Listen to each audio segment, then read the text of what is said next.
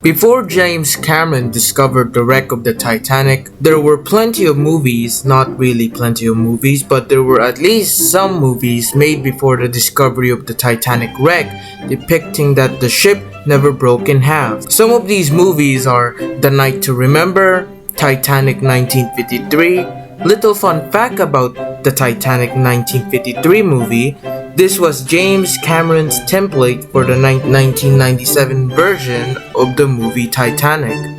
And finally, the infamous Raise the Titanic movie. The fact that all these movies show the ship not breaking in half made people think it was possible to raise the wreck, or at least think of the logistics of raising the wreck of the Titanic from the depths of the Atlantic Ocean. There has been many theories on how to raise Titanic, including filling the wreck with ping pong balls.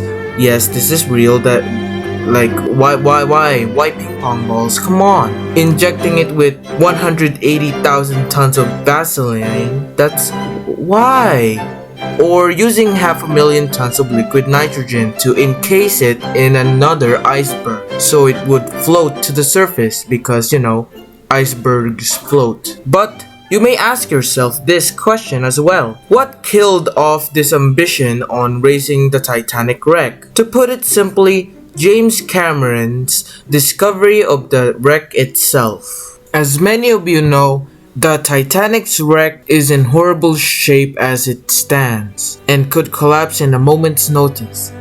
Though this has not stopped people to make some more theories or plans to raise the Titanic. Some of these plans were to just raise the most intact part of the ship, which many of you know is the bow of the Titanic.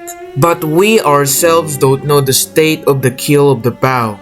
And considering that the ship broke her back once she hit the bottom of the ocean, it's safe to say that the chances of raising the bow itself is also pretty slim. Oceanographers also have pointed out that the hostile sea environment has wreaked havoc on the ship's remains after more than a century beneath the surface. Salt water acidity have been dissolving the vessel, compromising its integrity to the point where much of it would crumble if tampered with. Which leads us to the second thing that many people don't consider about when moving such an old wreck from the bottom of the ocean: the hull's integrity.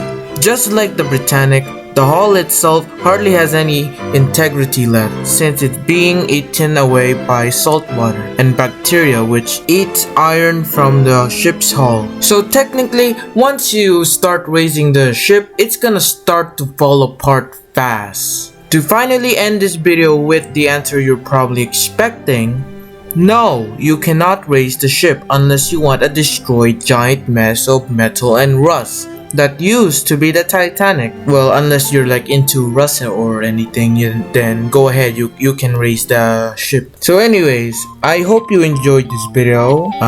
Make sure I don't like adding this, but if you want, you can subscribe, and I'll see you on the next one.